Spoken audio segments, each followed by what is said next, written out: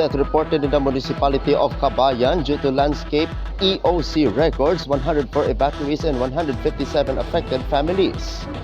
Vice Governor Soko proposed to conduct a flood summit. Almost 300 exhibitors participate in Sinugba Festival 2025, Trade Fair and Food Park. And 6 dead, over 2 million affected as Typhoon 1 hits in the Philippines.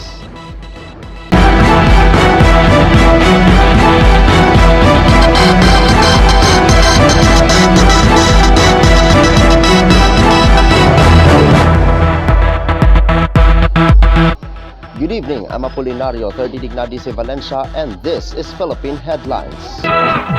One death reported in the municipality of Cababayan due to landslide. EOC records 104 evacuees and 157 affected families. One death has so far been recorded due to landslide, while 104 evacuees and 157 affected families were reported due to the effects of Typhoon Uwan.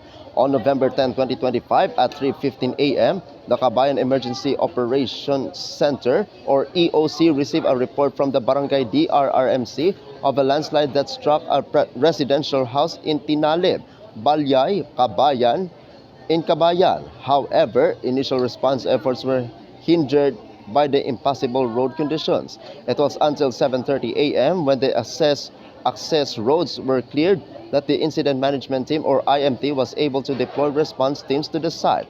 The victim, identified as Victoria P. Subli, female, 65 years old, was recovered by volunteers and responders from the Barangay DRRMC.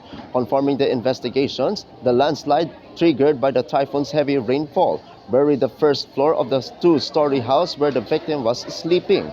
According to the post-mortem examination conducted by Dr. Felina B. Cabading, the victim sustained multiple body injuries on the head, abdomen, and lower extremities. The identified cause of death was traumatic brain injury. According to the victim's daughter, Subli left her home to take shelter in their residence ahead of the typhoon. The victim's body is currently laid at their relative's house. Meanwhile, as of 5 p.m. yesterday, November 10, a total of 29 families or 100 individuals have already been evacuated to their relatives' houses, while one family composed of 4 members has been evacuated to Bashoy Barangay Health Center. On the other hand, 157 affected families or 653 individuals were recorded from barangays Balyay and Idet. While Congressman Andres Acop Posalan, National Road is open with some portions one-lane passable. Several provincial and barangay roads are reported to be impassable as of writing.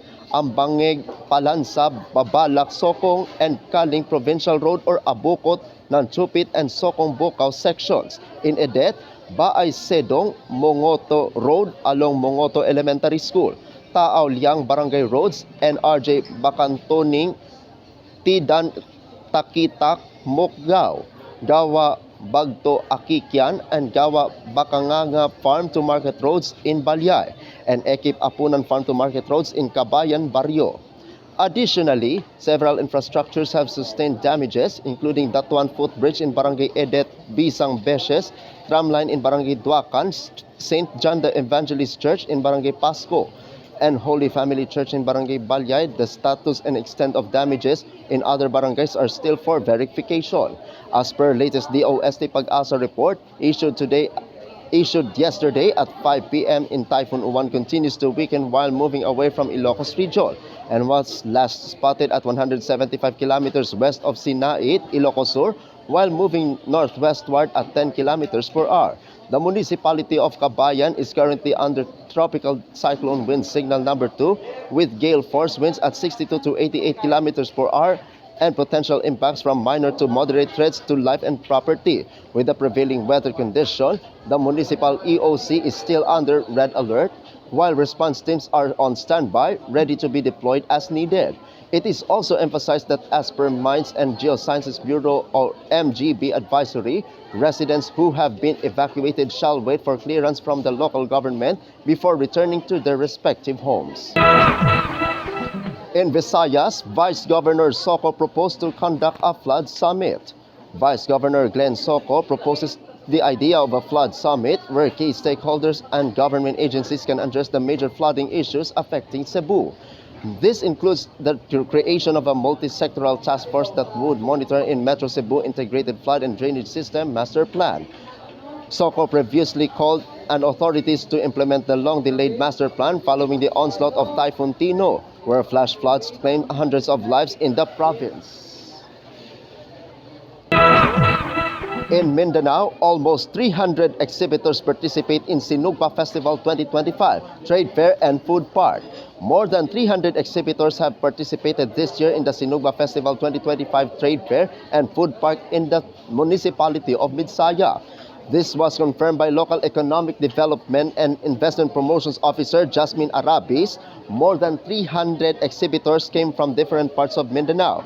Most of those who spoke the news team, and some of them came from the city of Butuan, Davao, Surigao, and the city of Jensan. The Ledipo needs to set up more than 400 stalls to ensure that those who participated in the trade fair and food parks have enough stalls. Today, November 11, they will officially open. In the other news, 6 died, over 2 million affected as Typhoon 1 hits here in the Philippines. The number of reported fatalities following Typhoon 1's lashing of the Philippines has reached 6, based on data from the National Disaster Risk Reduction Management Council, or NDRRMC. This Tuesday, November 11, the agency confirmed that 3 fatalities were recorded from Cagayan Valley and 1 each from Bicol, Western Visayas, and Eastern Visayas. A total of 13 people were reported injured.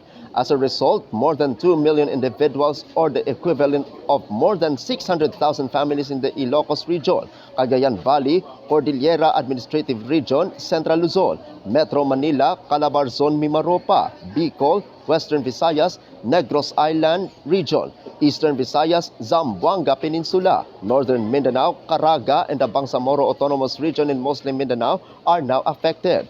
The highest number of affected individuals was recorded in Bicol, which hit over 1 million, followed by Negros Island Region and Eastern Visayas.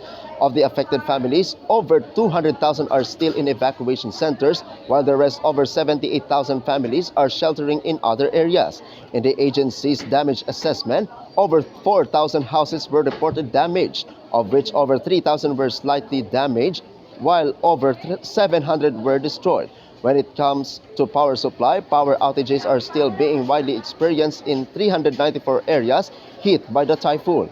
Based on the NDRRMC, the government has already provided over 48 million pesos in assistance for the victims of the typhoon. As of Monday morning yesterday, Typhoon 1 has exited in the Philippine area of responsibility, but is expected to re-enter the Philippine area of responsibility, the head towards in Taiwan.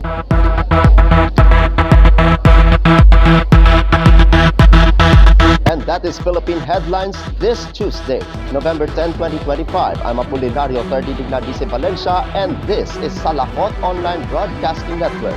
Good night, everyone.